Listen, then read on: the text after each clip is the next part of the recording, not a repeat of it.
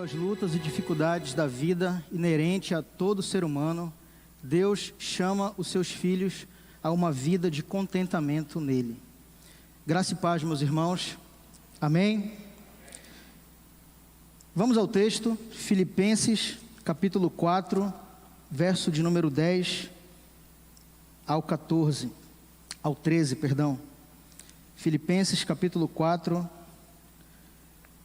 versículos 10 ao 13, que diz assim: Alegrei-me sobremaneira no Senhor, porque uma vez mais renovastes a meu favor o vosso cuidado, o qual também já tinhais antes, mas vos faltava oportunidade. Digo isto não por causa da pobreza, porque aprendi a viver contente em toda e qualquer situação. Tanto sei estar humilhado, como também ser honrado. De tudo e em todas as circunstâncias já tenho experiência, tanto de fartura como de fome, assim de abundância como de escassez. Tudo posso naquele que me fortalece. Vamos orar mais uma vez. Pai bendito, te damos graças, Senhor, pela Tua palavra e por tudo aquilo que já foi feito no culto nesta noite. Nada, Senhor, absolutamente nada foi feito senão para honrar e glorificar o Teu nome. Nesse momento, Senhor, pedimos que Tu transforme o nosso coração como um solo fértil, para que a semente da Tua palavra possa germinar, Senhor, e possa crescer e produzir frutos para a honra e glória do Teu santo nome. Oramos assim, no nome de Jesus. Amém. Meus irmãos, esse é um texto clássico, ou melhor, um dos textos clássicos das cartas de Paulo. E o seu foco aqui, como nós lemos, é falar sobre contentamento àquela igreja, pelo menos nesse trecho. Essa é a intenção do apóstolo Paulo. O verbo contentar, ele quer dizer literalmente estar satisfeito, ou realizar desejos, ou até satisfazer as suas próprias necessidades. De modo que uma pessoa contente é aquela que conseguiu alcançar todos os seus objetivos e agora ela está satisfeita, ela está repleta de felicidade.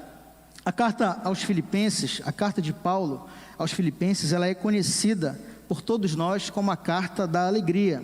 Mas curiosamente o apóstolo Paulo, ele está escrevendo esta carta de dentro de uma prisão. Paulo está preso na sua própria casa em Roma, ele está acorrentado e ao seu lado um soldado romano o vigia 24 horas por dia. Mas apesar de todo esse cenário e a situação que Paulo se encontrava, ele está contente, porque segundo o que ele disse, ele aprendeu a viver em contentamento. Queridos, como isso é possível? Toda a situação que envolve o apóstolo Paulo, como é possível que ele esteja plenamente satisfeito com a sua vida e com a sua condição naquele momento? A resposta para essa pergunta é muito simples. O verdadeiro crente, ele não satisfaz as suas necessidades com o mundo lá fora, pois o mundo lá fora aumenta ainda mais o vazio que existe em um coração que não tem Deus. A alegria do crente verdadeiro não está nas festas, como você bem sabe, não está no álcool, não está nas drogas ou no sexo. A alegria do verdadeiro cristão está, ou melhor dizendo, a alegria do verdadeiro cristão não está nas amizades que o mundo lá fora pode oferecer, ou quem sabe no seu trabalho, ou com o seu carro novo, ou o seu apartamento, ou a sua casa, ou a sua conta bancária. Nada disso preenche plenamente o coração do verdadeiro crente, pois o cristão verdadeiro, ele satisfaz as suas necessidades unicamente em Cristo Jesus. Cristo Jesus realiza os desejos plenos do coração do cristão genuíno. Ele está plenamente satisfeito em Deus. Nada na vida do apóstolo Paulo era mais motivador do que cumprir todos os propósitos que Deus havia estabelecido para a sua vida. O seu contentamento, o contentamento do apóstolo Paulo, estava em viver uma vida única e exclusivamente para o Senhor. Portanto, quando o objetivo maior, meus irmãos, das nossas vidas é sempre agradar a Deus, todas as outras coisas se tornam secundárias, se tornam menos importantes. Todas as outras coisas se tornam de menor valor, porque o valor maior está em viver uma vida dedicada ao Senhor. O objetivo maior de todo crente deve ser se contentar em Deus. Esse é o objetivo de todo cristão. Os puritanos, que foram cristãos zelosos, que surgiram logo após a Reforma Protestante, eles diziam uma frase interessante, que quando uma pessoa é regenerada, ou seja, quando ela é transformada pelo Espírito Santo de Deus, Deus se torna tão imprescindível na vida daquela pessoa, que tudo mais na vida dela torna-se superficial, porque para eles, se uma pessoa tem Deus, então ela tem tudo. Esse era o pensamento dos puritanos, logo após a Reforma, e esse também era o pensamento do apóstolo Paulo, quando ele diz, no verso de número 11 que nós lemos, que ele aprendeu a viver contente em toda e qualquer situação. Ele não somente aprendeu a viver contente, mas aprendeu o segredo de viver contente em toda e qualquer situação. Certa vez, um filósofo francês chamado Blaise Pascal observou que nós, seres humanos, somos criaturas de profundo paradoxo. O que ele quis dizer com isso? Para ele, nós conseguimos ou temos a capacidade de nos adequar tanto à profunda miséria quanto à tremenda grandeza, e muitas vezes isso acontece ao mesmo tempo. Quer um exemplo? Imaginem uma celebridade muito conhecida, e conhecida principalmente pela sua capacidade de fazer o bem a outras pessoas, conhecida pela filantropia, por exemplo, mas essa mesma celebridade, ela é flagrada em um escândalo imoral. Aí está a contradição do ser humano, segundo esse filósofo. De um lado, boas ações, caridade, filantropia, e do outro, atitudes imorais, pecado, imundícia. Tudo isso na mesma pessoa. Sobre isso, o pastor R.C. Sproul, ele diz que a grandeza humana está também na capacidade de contemplar a si mesmo. E ele explica, essa contemplação, ou melhor, essa autocontemplação, ela também tem um lado negativo. E esse lado negativo, segundo ele, pode, em algum momento, nos causar dor. Por exemplo, quantas pessoas, e isso inclui cada um de nós, ficam frustradas quando algo que nós julgamos ser o ideal para a nossa vida simplesmente dá errado, ou não sai como nós imaginamos. Isso acontece conosco também. Todo tipo de pessoa, meu irmão, sejam elas pessoas saudáveis ou pessoas doentes, pessoas ricas ou pobres, bem-sucedidas ou não, todos, sem exceção, têm a capacidade de ficar irritado quando algum planejamento para a sua vida sai do controle. Como eu disse, essa frustração, ela causa dor, e algumas pessoas ficam emocionalmente doentes por causa das decepções da vida. Mas para o cristão, ouça isso, para o cristão sempre há uma esperança, e glória a Deus por isso. A Bíblia, ela prescreve um remédio para essa frustração, e o nome desse remédio é contentamento. Está no texto que nós lemos. O contentamento bíblico, queridos, é uma virtude espiritual, e nós encontramos isso na vida e no exemplo do apóstolo Paulo, quando ele afirma que aprendeu a viver contente em toda e qualquer situação. Versículo 11 do capítulo 4. Paulo começa o texto que nós lemos demonstrando gratidão em receber as ofertas enviadas pela igreja de Filipos.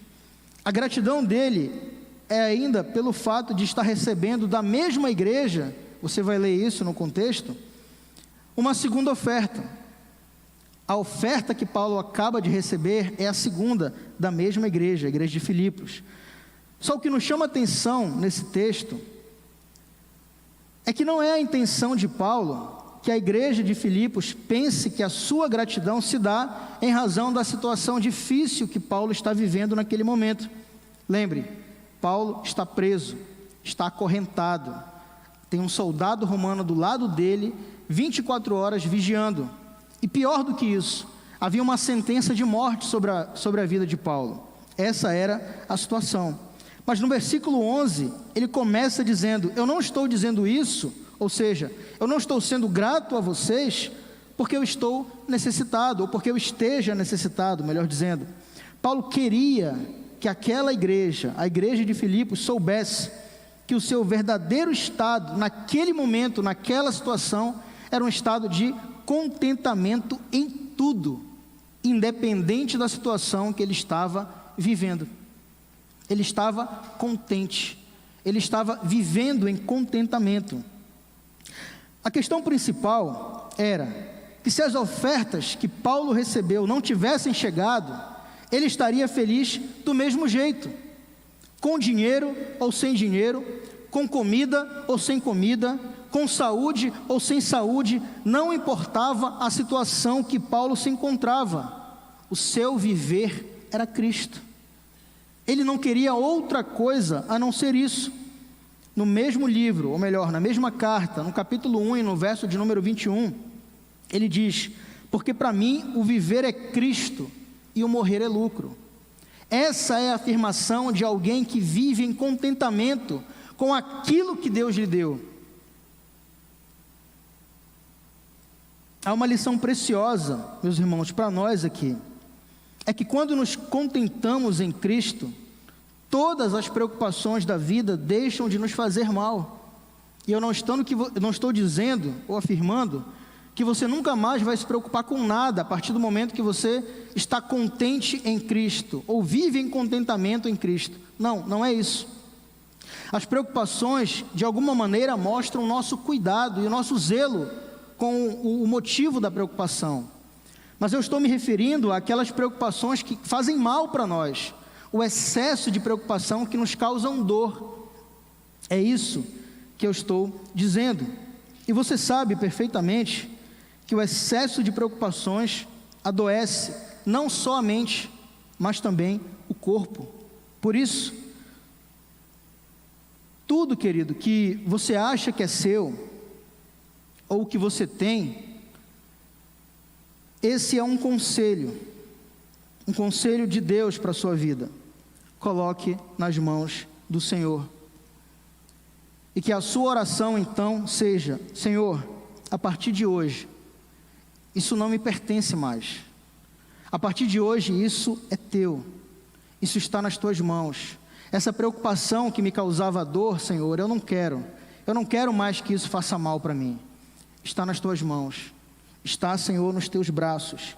Eu preciso e vou descansar somente em Ti. Essa deve ser a nossa oração, quando uma preocupação sai do controle e começa a nos fazer mal. Paulo, o apóstolo, ele era um crente maduro, porque ele entendeu que todos os sofrimentos que ele enfrentou contribuíram para o avanço do Evangelho. Olha o que Paulo diz na carta aos Filipenses, no capítulo 1 e no verso de número 12. Quero que saibam, irmãos, que aquilo que me aconteceu tem antes contribuído para o progresso do Evangelho. Essa, sem dúvida alguma, é uma afirmação de um crente maduro. Ele entendeu que todas as adversidades da sua vida, que todos os intempérios que ele passou, que todas as frustrações que ele viveu, tudo isso contribuiu de alguma maneira que talvez ele não entenda, não saiba, e também nós não, contribuiu para o avanço do Evangelho, contribuiu para a glorificação do nome do Senhor, contribuiu para o avanço e o crescimento do reino de Deus. Há momentos na vida que nós não entendemos algumas situações que nos acometem, e muitas vezes essas situações são bem difíceis de lidar, porém o mais importante é que Deus tem ciência de tudo. Não existe um só detalhe da nossa vida que Deus não saiba. Não existe um só detalhe da nossa vida que esteja à parte de Deus, que esteja à parte do seu conhecimento. Nada. Deus é ciente de tudo. Escute isso. Nenhum de nós, isso aqui é muito importante, nenhum de nós foi chamado, querido, para entender os planos de Deus. Nós não fomos chamados para isso. Cansamos de ouvir, cansamos não, né? Mas já ouvimos muito isso do pastor Hiker. Nós não fomos chamados a entender os caminhos que Deus traça para a nossa vida. Nós fomos chamados única e exclusivamente para confiar nos planos de Deus. Não entender os seus planos, mas confiar em todos os seus planos. Essa é a virtude do cristão, a fé. E por que a fé é a virtude do cristão? Hebreus capítulo 11, verso de número 6 diz: sem fé é impossível agradar a Deus, pois quem dele se aproxima precisa crer que ele existe e que recompensa aqueles que o buscam. A partir do versículo 12, Paulo lista algumas situações que ele enfrentou. Ele diz: eu sei o que é ter fartura, mas também eu sei o que é passar necessidade. Eu sei o que é estar bem alimentado, mas eu sei também o que é estar com fome. Eu sei o que é viver em abundância, mas eu também sei o que é viver em escassez. Talvez muitos aqui não sabem o que é sentir fome. Talvez muitos de nós não sabem o que é passar necessidade. E glória a Deus por isso, pela sua misericórdia. Mas muitos já enfrentaram essa situação, e Paulo está relatando o que ele viveu. Eu sei o que é viver em abundância, mas eu também sei o que é viver em escassez. Eu sei o que é viver quando falta aquilo que é básico para a minha subsistência. É isso que ele está dizendo.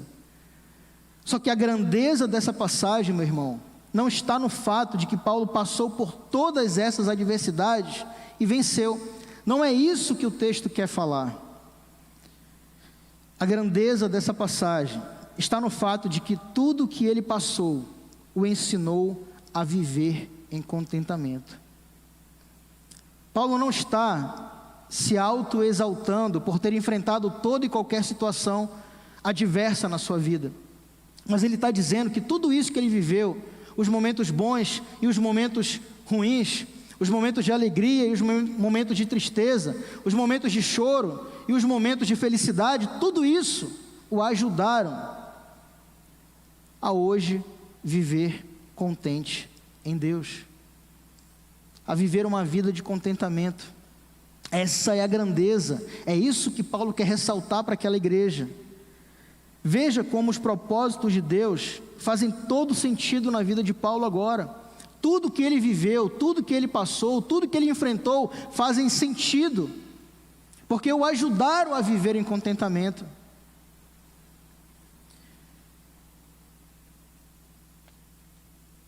Ele diz que tudo que passou o ensinou.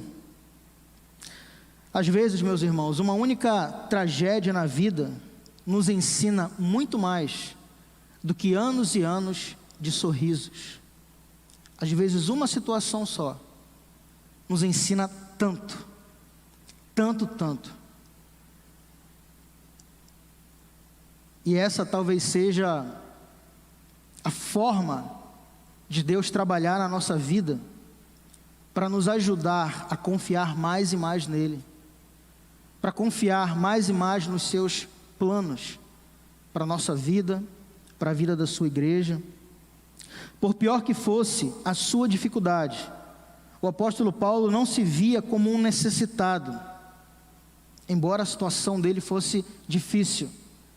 Ele não se enxergava como alguém que estava passando por necessidade, mesmo estando preso, mesmo estando acorrentado, mesmo tendo vivido tudo que ele viveu na sua trajetória missionária. Ele não se achava ou não se via como alguém passando por necessidade, como alguém que estivesse precisando de ajuda. Não era isso que Paulo entendia de si mesmo. Não é essa a forma que Paulo se via. E mesmo preso, ele demonstrava contentamento e satisfação em Deus. Que estado, meus irmãos, para nós alcançarmos. A pergunta é: de onde vinha todo esse contentamento do apóstolo Paulo?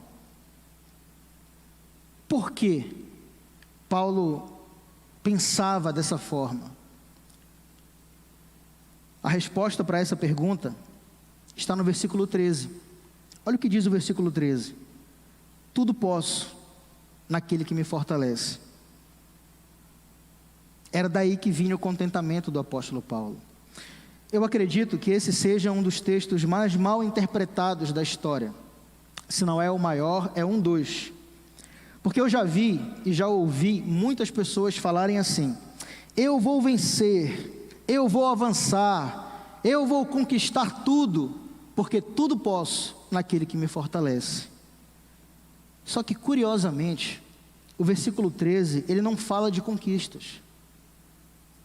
O versículo 13 não está falando que você vai conquistar nada, mas ele fala de suportar. É isso que Paulo está destacando aqui. Tudo posso naquele que me fortalece, tudo suporto naquele que me fortalece, tudo consigo ao aguentar naquele que me fortalece. Paulo sabia que podia suportar todas as dificuldades, porque em todas elas o Senhor o fortalecia. É por isso que Paulo escapou da morte várias vezes e não esmoreceu, porque ele sabia em quem podia confiar, ele sabia de onde vinha a sua força. É por isso que Paulo, mesmo perseguido e pessoas querendo matá-lo, ele não desistiu do seu propósito, porque ele sabia que quem o ajudava a suportar todas as coisas era Deus. Tudo posso aguentar, suportar naquele que me fortalece. Portanto, da próxima vez que você ler ou repetir o versículo 13, saiba que você está pedindo força a Deus para suportar as lutas e dificuldades que a vida nos apresenta. O sofrimento humano, o sofrimento de todas as pessoas, ou que todo ser acaba enfrentando na sua trajetória, é algo que faz parte da vida. Faz parte, é inerente ao ser humano o sofrimento. A questão é, como nós estamos passando pelo sofrimento? Será que nós estamos murmurando com o sofrimento? Será que nós estamos reclamando com Deus por causa do sofrimento? Será que nós chegamos ao ponto de blasfemar contra Deus por causa do sofrimento? Porque está doendo, porque é sofrido, porque é duro, é insuportável? Ou será que a gente pode pegar todo o sofrimento, assim como Paulo fez, e dizer: Senhor, eu quero viver uma vida de contentamento em Ti, não importa o sofrimento que me acometa. Talvez falte isso, meus irmãos, para muitos crentes, esse contentamento única e exclusivamente na pessoa de Jesus, para que nós consigamos viver uma vida madura, uma vida que agrade em Deus, uma vida sem reclamar da situação que nós estamos vivendo. Quem sabe essa situação que você esteja vivendo hoje seja a oportunidade para Deus trabalhar e amadurecer a sua vida mais e mais. É possível olhar para todas as nossas adversidades, todos os nossos problemas e preocupações e dizer: Senhor, a partir de hoje eles não são mais meus, eles são Teus. Eu coloco tudo nas Tuas mãos, Senhor, porque sozinho eu não consigo. E começo então a descansar nos braços do Senhor, a viver uma vida de contentamento em Deus.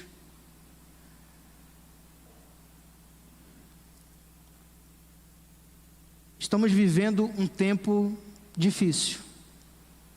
2020 não tem sido um ano fácil e ainda não acabou. Mas o que é o coronavírus perto daquele que nos fortalece? O que é a morte perto daquele que nos fortalece? O que é a dor perto daquele que nos fortalece? Não é nada. Não é absolutamente nada.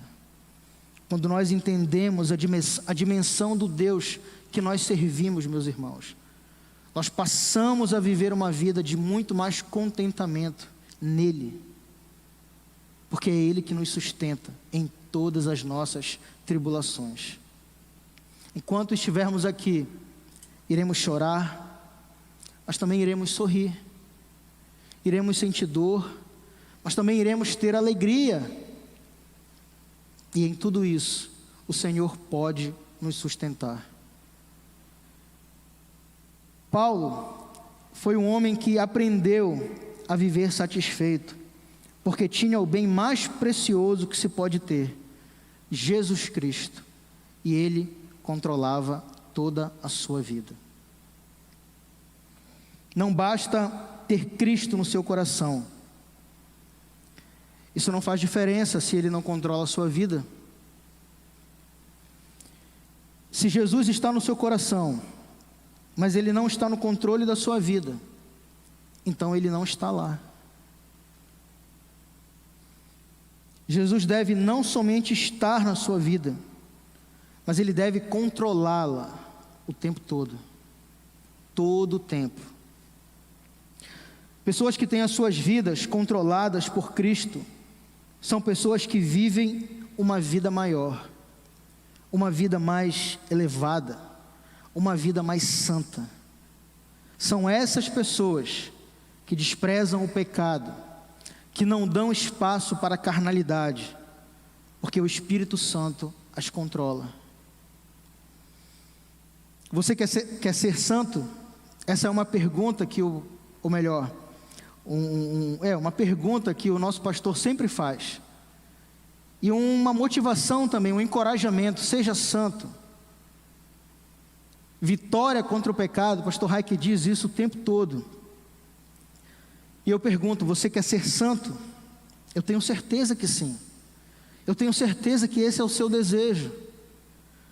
Mas ser santo de tal modo que sua vida exale o perfume de Cristo.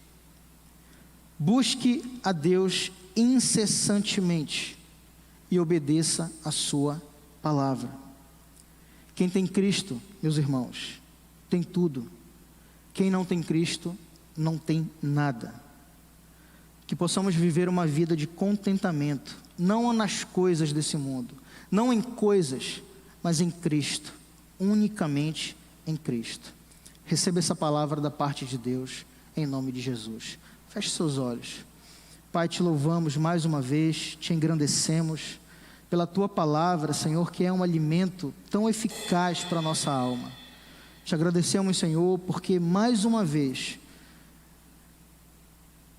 podemos aprender, Senhor, aquilo que está estabelecido na tua palavra e que edifica a nossa vida, Senhor, e que fala ao nosso coração e que nos torna mais maduros, Senhor, para reconhecer quem és tu, o Senhor Todo-Poderoso, Criador dos céus e da terra.